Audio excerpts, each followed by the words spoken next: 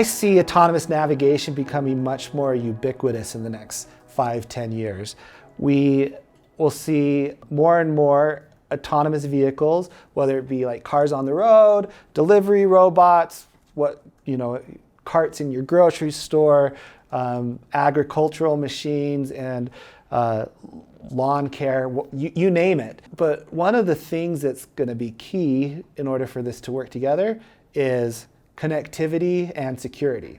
So if you just throw a bunch of robots out there, each one has their own limitations.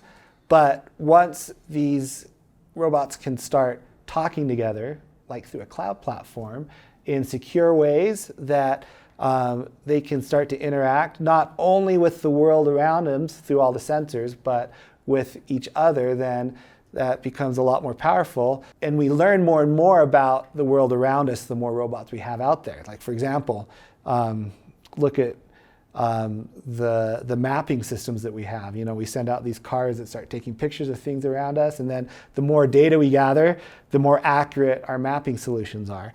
It's the same thing with autonomous vehicles. The more data we can gather from the different sensors beyond just some of the visual stuff that we've already gathered, the more accurate we're going to be able to interface with the world around us, and the more that data is shared through a platform like the Luna Cloud platform, the more powerful it becomes as we have these fleets of robots that are navigating the whole world.